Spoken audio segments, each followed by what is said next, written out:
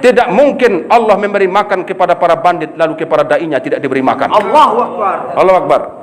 Tidak mungkin kepada mereka para pendosa diberi Allah kehidupan fasilitas lalu kepada mereka yang mencintainya tidak diberikan Allah. Tidak. Hanya satu dua yang membencimu, ratusan dan ribuan akan menunggu kedatanganmu. Hanya satu dua masjid yang menolakmu, ribuan masjid menunggu kehadiranmu. Amin. Hanya satu dua rumah yang mengata-ngataimu, mencacimu, ribuan rumah open door untuk menerima dakwah dan siraman rohani darimu. Jadi semua tanah yang kalian lalui merindukan agar kalian injak kembali setelah kalian pergi saudara-saudara. Baru tanah, belum bidadari yang sedang menunggumu di pintu surga. Katanya, apa yang diberikan Allah padaku, itulah yang kuinginkan. Andainya dibuat Allah sakit, itulah yang kuinginkan. Andainya dibuat Allah sehat, itulah yang kuinginkan. Andainya kau miskin, itulah yang kuinginkan. Apakah kau mengangan-angankan sesuatu keinginanmu? Tidak ada lagi. Warahmatullahi wabarakatuh. Waalaikumsalam warahmatullahi wabarakatuh. Innal hamda wa ni'mata lillah wa sallallahu ala rasulillah wa ala alihi wa sahbihi wa man tabi'a sunnatahu wa mawalah. Allahumma salli wa sallim ala sayyidina Muhammadin al-Fatih lima ulika wal khatimi lima sabaqa nasrul haqqi bil haqq wal hadi ila siratal mustaqim ala alihi haqqa qadri miqdaril azim. Bismillah ma sya'allah la yasukul khaira illallah. Bismillah ma sya'allah la yasrifu su'a illallah. Bismillah ma sya'allah ma kana min nikmatin fa minallah. Bismillah ma sya'allah la haula wala quwata illa billah. Amma ba'du. Para pendakwah keliling dunia yang dimuliakan oleh Allah Subhanahu wa taala. Imam Syafi'i mengatakan, "Asy-syamsu, matahari itu, law waqafat, kalau dia tidak bergerak tetap di tempatnya, lamallahan nasu minal arabi wa minal ajami." Manusia akan bosan memandangnya karena di situ-situ saja. Al-ma'u laula tajri, air itu kalau dia tidak mengalir maka dia akan menjadi menggenang dan menjadi busuk, menjadi lumut. Maka manusia jika tidak bergerak dari kampungnya ke kampung yang lain, dari kotanya ke kota yang lain, maka dia akan menjadi jahat di kampungnya. Karena manusia itu pembosan. Allah menjadikan kita itu dari set plotnya, dari sananya, dari sononya pembosan. Harus bergerak. Minal qaryah ilal qaryah. Dari country to the country. From the city to the city, to other city, dari satu kota ke kota lain. Begitulah sejarah para nabi dimulai, saudara-saudara. Adam diciptakan di mana? Fil jannah, in the heaven, in the paradise. Diciptakan di surga, tapi kemudian dia dipindahkan ke dunia. Di dunia di mana dia pertama turun? Di sekitar Bukit Himalaya, di sekitar Hindia, Hindustan. Kemudian dia kembali terpaksa belanglang buana menjadi pendekar kelana, dai kelana. Manusia belum ada, tapi dia berdakwah buat dirinya sendiri sambil mencari sang istri tercinta, nenek kita, siapa namanya? Siti Hawa. Akhirnya dia sampai ke Saudi dari India. Di Saudi saat itu namanya masih Hijaz, masih gurun pasir. Bertemulah dengan istrinya di Jabal Arafah. Bukit kembali berkenalan, bukit kembali bersatu, Jabal Rahmah. Kembali dia bersatu berkasih sayang setelah selama ini berpisah. Maka jika Anda ingin bertemu dengan Allah, Allah memberikan kasih sayang yang full kepadamu, matilah ketika engkau menyebarkan dakwah, saudara-saudara. Jangan kau bangga mati dikelilingi anak istrimu, belum tentu itu yang terbaik. Sekalipun itu tidak jelek. Tapi para sahabat merindukan mati di medan tempur. Khalid bin Walid menangis seperti anak kecil terisak-isak. Ya Aba Sulaiman, wahai Khalid, apalagi yang kau sesali dalam hidupmu? Sejarahmu telah terukir dengan intan mutiara emas berlian. Engkau telah menjadi panglima yang tidak pernah kalah sekalipun. Cukuplah kau menunggu mati, surga sudah menanggumu. Apalagi yang kau tangiskan? Nah, ini yang menarik, jamaah sekalian. Khalid bin Walid, pedang Allah Al-Maslul yang selalu terhunus itu, yang standby tiap tempur 24 jam. Kapan berangkat kata Amir, berangkat. Berangkat kata Amir, berangkat. Berangkat kata Amir, berangkat. Tidak ada kata pateng jolo, tunggu dulu, istanni istansir, tidak ada. Ayo berangkat, labbaik, saya tunggu panggilanmu ya Allah. Khalid bin Walid mengatakan, Yang saya tangiskan adalah kenapa saya tidak mati di medan dakwah, di medan tempur. Saya sudah mulai sakit, sudah mulai keropos, tampaknya rasonyo akan mati dateh tampek lalok moga. Tidak pantas seorang singa mati di ranjangnya. Tidak pantas seorang pendekar yang selalu pedang terhunus mati di kasur. Berarti Allah belum menerima saya sehingga dia tidak layak menganggap saya memberikan piala trofi mati di medan tempur melawan orang kafir. Allah berarti kurang menerima saya. Sementara teman saya baru sekali ikut perang, syahid, diberi Allah piala penghargaan. Sebab syahid itu penghargaan. Saya berpuluh kali, saya panglimanya ikut perang, tidak juga diterima Allah. Saya takut karena dosa saya tak diberikan mati syahid. Para da'i itu takut karena tak diterima Allah dakwahnya sehingga tetap mati di kampungnya, saudara-saudara. Ini yang kita takutkan. Harus mati ketika engkau menyebarkan agama Allah ke berbagai pelosok dunia ini. Insyaallah. Insyaallah hadirin. Insyaallah. Di mana Ibrahim lahir? Di Irak. Kemana dia berdakwah? Ke Mesir, ke Palestina. Di mana dia wafat? Di Hebron. Kemana lagi dia pergi semasa hidupnya? Ke Makkah. Jadi mereka itu ternyata para nabi berpindah-pindah. Nabi Musa di mana? Di Mesir, di Palestina, di Mesir, di Palestina, di Mesir, di Palestina, ke mana-mana tempat. Bahkan dipaksa mengarungi samudra tanpa kapal, tanpa sampan, harus mengarungi samudra membawa lebih kurang 400.000 Bani Israel. Tapi kata Allah berangkat, sampannya mana? Tidak ada pertanyaan begitu. Kata Amir berangkat, ke masjid mana? Ke kampung mana? Ada ndak WC-nya di situ? Ada ndak ini? Tidak perlu hadirin. Tidak mungkin Allah memberi makan kepada para bandit lalu kepada dai-nya tidak diberi makan. Allahu Akbar. Allahu Akbar. Tidak mungkin kepada mereka para pendosa diberi Allah kehidupan fasilitas lalu kepada mereka yang mencintainya tidak diberikan Allah. Tidak. Hanya digoda Allah sebentar-sebentar, ibarat engkau dengan kekasihmu saling mencubit. Allah hanya menggodamu sebentar, dilambekkan mangan sengenek sewaktu, setelah itu datang tiga macam makannya. Hah? Ada 1-2 masjid yang membantah, yang menolakmu, tapi setelah itu ribuan masjid menunggu kedatangan. Bagi seorang mujahid, peluru bagaikan ciuman bidadari. Bagi seorang dai, tiang gantungan bagaikan lambaian bidadari, saudara-saudara. Allahu Akbar. Bergeraklah kemana yang kau pergi, seperti matahari bergerak dari barat ke timur, timur ke barat. Kalau tidak bosan orang memandangnya. Oh, di situ saja dia. Tapi karena matahari itu bergerak terus sehingga orang memperhatikan. Oh, udah kemana? Udah sore. Karena sudah tenggelam, rindu orang lagi muncul. Karena kau sudah lama meninggalkan padang, nanti rindu lagi, kau datang. Ketika mereka hampir bosan, kau pergi. Ketika mereka rindu, kau datang. Datang dan pergi. Masya Allah. Dai ini selalu dirindukan orang, saudara-saudara. Hanya 1-2 yang membencimu, ratusan dan ribuan akan menunggu kedatanganmu. Hanya 1-2 masjid yang menolakmu, ribuan masjid menunggu kehadiranmu. Hanya 1-2 rumah yang mengata-ngataimu, mencacimu, ribuan rumah open door untuk menerima dakwah dan siraman rohani darimu. Nabi dilempar hanya beberapa kali, tapi lebih sering disambut dengan makanan, disambut dengan puji-pujian. Hasan bin Sabit sengaja dibuatkan mimbar tempat memuji Nabi di Masjid Nabawi. Ada mimbar tempat Nabi berkhutbah. Ada 1 mimbar lagi. Tempat apa? Hasan bin Sabit bersyair, berqasidah memuji-muji Nabi. Jadi Allah ciptakan ada Abu Lahab, Abu Jahal, Abu Sufyan, ada As bin Wa'il, Walid bin Mughirah, ada Mughirah bin Syu'bah. Mereka itu mencaci Nabi. Tapi Allah ciptakan Hasan bin Thabit, seorang sastrawan ibarat Hamka, memuji-muji Nabi. Begitu dia dengar, baru ada viral sekarang YouTube mencaci Nabi. Maka Hasan bin Thabit memviralkan pula, naik ke mimbar. Oh sahabat, kumpul-kumpul, kumpul-kumpul.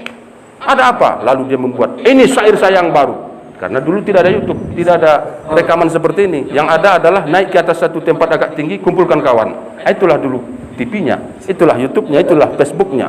Viral lah itu. Jadi setiap dai selalu diciptakan Allah pembencinya dan pencintanya, pengusirnya dan penerimanya. Jika kau tidak pernah diusir, kau tidak merasakan lezatnya penerimaan. Kalau kau tidak pernah lapar, kau tidak merasakan lezatnya kenyang. Kalau kau tidak merasakan bagaimana pahitnya dicaci, tidak akan kau rasakan manisnya pujian. Wa khalaqnakum azwaja. Kami jadikan semuanya berpasang. Selama ini kita tahu cuma kalau perempuan pasangannya, bukan cuma itu. Pujian pasangannya, cacian. Tangisan pasangannya, senyum.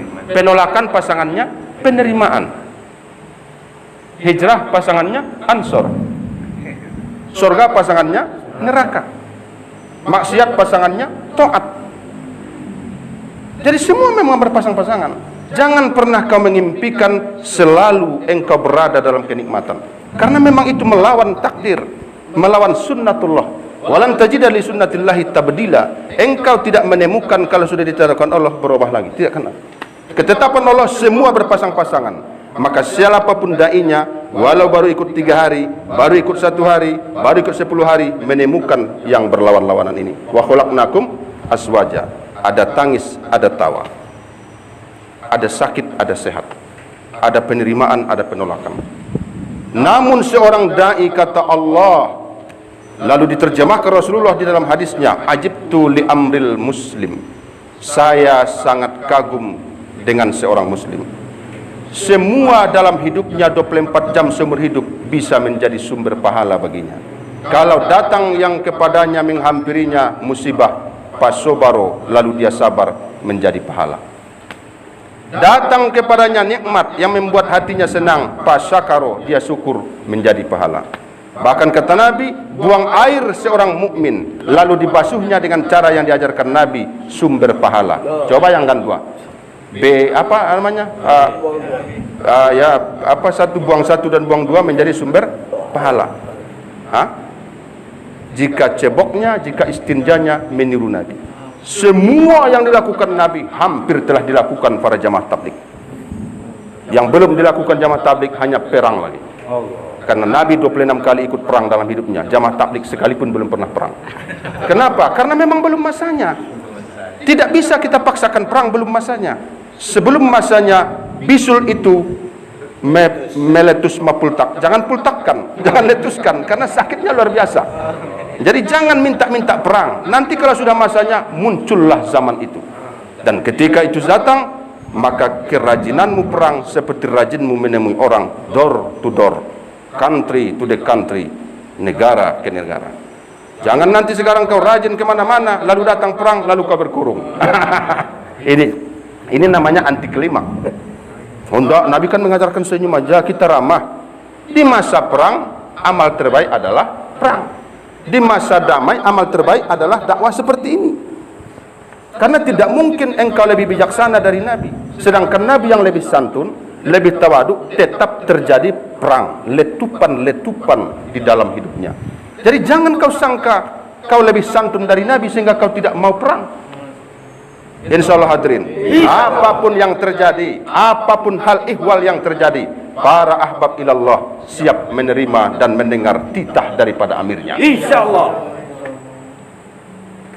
Maka niatkan dalam hatimu, kata Rasulullah, akan berdakwah seumur hidup. Maka semua amalmu walaupun umurmu 80 tahun dianggap kau beramal sampai dunia kiamat. Amin ya Allah.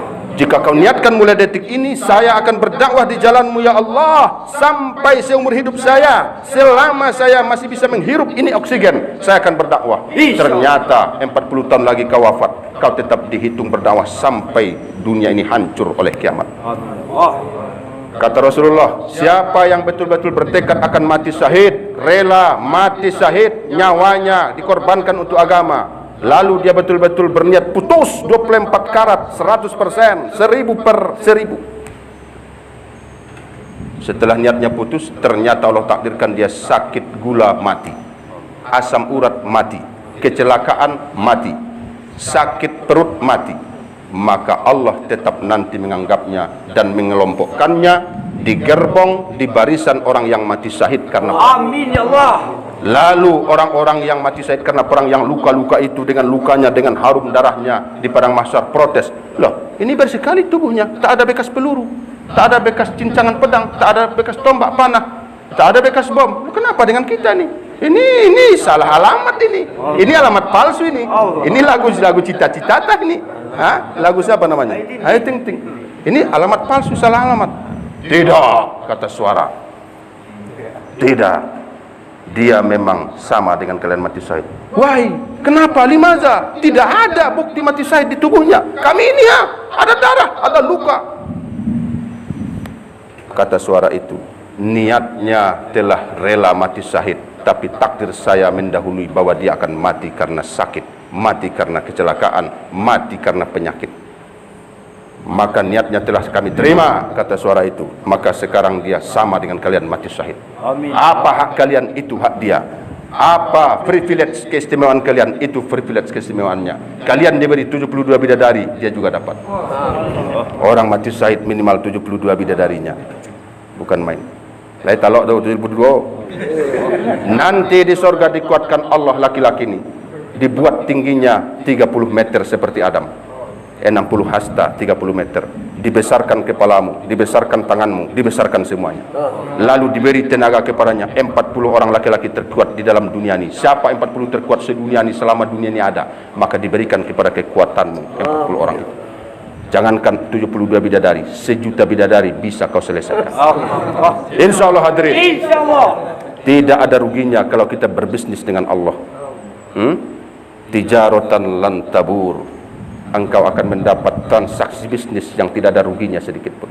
Bisnis sawit, bisnis CPO, bisnis apa saja, pasti ada satu saat merugi, ada fluktuasi harga. Tapi ketika engkau berbisnis dengan Allah, melaksanakan mega proyeknya dakwah, mega proyek dakwah, karena para rasulnya dikorbankan ratusan ribu untuk berkorban demi dakwahnya, demi agamanya Islam, maka artinya Allah telah memasukkanmu ke dalam mega proyeknya bernama dakwah.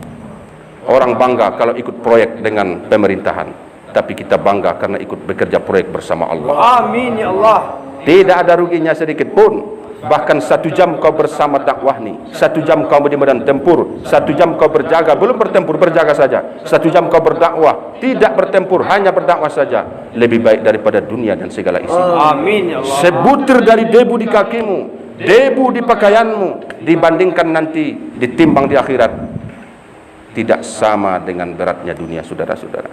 Dia akan lebih berat, apalagi sambil berjalan kamu ucapkan la ilaha illallah.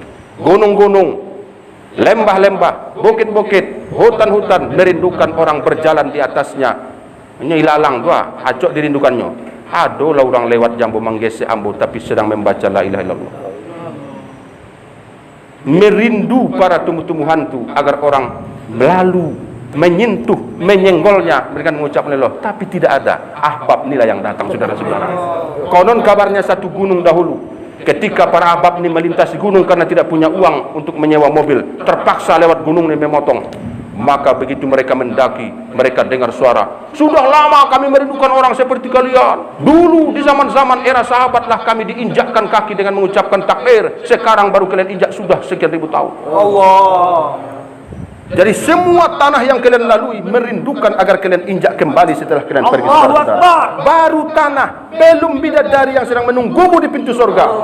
Salamun alaikum tibitum fadkhuluha bisalamin aminin. Selamat datang, welcome to our paradise, welcome to our heaven. Bersenang-senanglah, kalian telah selamat dari godaan setan dan nafsu. Ya ayatun nafsul mutmainnah, irji'i ila rabbiki radatan mardiyah, fadkhuli fi ibadi wadkhuli jannati. Inilah ucapan Allah yang paling membuat hamba senang. Udkhuli jannati, masuklah ke surgaku. Fadkhuli fi ibadi, kamu sudah saya ponis, sudah saya akui, sudah saya klaim, sudah saya ketok palu, kamu betul-betul Abdullah. Karena itu fadkhuli fi jannati, masuklah ke surgaku. Amin. Masyaallah hadirin, ketika ridha Allah telah kau dapatkan, antara emas dengan tanah sama saja bagimu. Ketika ridha Allah telah kau dapatkan, antara sakit dengan sehat sama saja bagimu. Ditanyalah seorang ahbab, seorang dai, apa yang kau inginkan hari ini? Katanya, apa yang diberikan Allah padaku, itulah yang kuinginkan. Andainya dibuat Allah sakit, itulah yang kuinginkan. Andainya dibuat Allah sehat, itulah yang kuinginkan. Andainya kau miskin, itulah yang kuinginkan. Apakah kau mengangan-angankan sesuatu keinginanmu? Tidak ada lagi, nothing. Inilah makom ridho, makom mahabbat yang telah sampai kepadanya para nabi anbiya, para syuhada dan solihin, para anbiya, para tabi'in, para sahabat dan para ahbab-ahbab. Para masyayikh, para amir kita bisa saja telah sampai kepada itu, sehingga apapun cacian, berjuta orang mencacinya. Benar tidak itu? Benar. Maulana Sa'ad itu berjuta orang mencacinya, bahkan dipidatokan, divideokan, di YouTube-kan, tiada bergeming sedikit pun. Kenapa? Wa ibadur rahman, ada hamba-hamba Allah. Alladzina yamshuna 'alal ardi hauna, mereka berjalan di dunia dengan penuh tawaduk. Ringan, mudah tawaduk. Wa idza khatabahumul jahiluna qalu salama. Siapapun yang mencacinya, dia mengucapkan assalamualaikum. Ya baik-baik saja. Ya semoga Anda diampuni. Semoga Anda diampuni. Semoga Anda diberi hidayah. Jangan dibalas. Ketika Hasan bin Ali bin Abi Thalib, cucu kesayangan Nabi, yang selalu dicium Nabi leher dan mulutnya, Hasan Husain selalu dicium Nabi leher dan mulutnya. Karena Allah telah memberitahu cucuku ini nanti akan Hasan diracun orang, maka diciumnyalah mulutnya. Adapun nanti Husain akan dibunuh orang, dipotong lehernya, maka diciuminya lehernya. Sering diciumi oleh Nabi leher kedua cucunya. Inna bni hadza sayyidah syababi ahlil jannah. Diletakkan Hasan di paha kanan, Husain di paha kiri. Jadi kalau kita baca cucu, baiko, cintai cucumu. Lalu Nabi menangis. Kenapa engkau menangis ya Rasulullah? Kata Ummu Salamah, ibu kita, salah seorang istri Nabi. Kata Nabi, inna bani hadza sayyidah syababi ahlil jannah. Cucu-cucuku ini nanti menjadi ketua pemuda di surga. Rupanya di surga itu ada ketua pemuda. Insya Allah hadirin, kita akan bertemu dengan Hasan Husain nanti di dalam surga. Jadi Hasan ini pernah dicaci orang. Hasan itu dicaci orang, dikata-katai, dipegang, dikata-katai. Lalu Hasan tidak menjawab sedikit pun. Lalu ada anaknya, Hasan bin Ali ini punya anak yang cerdas. Wahai ayah, ya abi, kenapa kau tidak balas cacian orang yang mencacimu habis-habisan? Tidak benar yang dikatakannya itu, semua hoax, semua bohong. Kenapa kau diam saja ayah? Balaslah kata-kata pedasnya, balaslah carut-marutnya. Apa kata Hasan? Bagaimana saya membalasnya? Karena saya tidak punya kosakata mencaci itu di dalam otak saya. Tidak ada kata-kata carut-marut, tidak ada filenya di otak saya. Tidak pernah dari kecil saya carut-marut, tidak bisa keluar dari mulutku, wahai anakku. Ingin ku membalasnya, tapi ku cari-cari, tak ada kata-kataku yang jahat di dalam tubuhku. Inilah para ahbab, tidak ada kata-kata jahat dalam tubuhmu. Yang ada takbir, tahmid, tasbih, takdis, tahawul. Yang ada zikir, zikir, dakwah, dakwah, dakwah. Makanya engkau adalah hamba yang diridai Allah, hadirin sekalian. Insya Allah, sampai kapanpun kita siap di dalam menapaki jejak langkah para nabi dan sahabat, hadirin. Allahumma jalna sababal liman ihtada. Ya Allah, jadikanlah kami penyebab orang mendapat petunjuk. Allahumma jalna sababal liman ihtada. Jadikan kami menyebabkan satu negeri mendapat petunjuk. Wala taj'alna sababal lil balwa. Jangan jadikan kami sebab orang lain mendapat bala. Amin ya rabbal alamin. Insyaallah hadirin, hidup dan mati kita telah kita korbankan untuk Allah. Semoga Allah terima. Ya Allah, natawassalu ilaika binabiyika nabiyur rahmat Muhammadin sallallahu alaihi wasallam, antaqabbal minna jami'a a'malina wa jami'a azkarina wa jami'a da'watina wa jami'a masyina wa jami'a afkarina lillahi ta'ala. Amin ya rabbal alamin.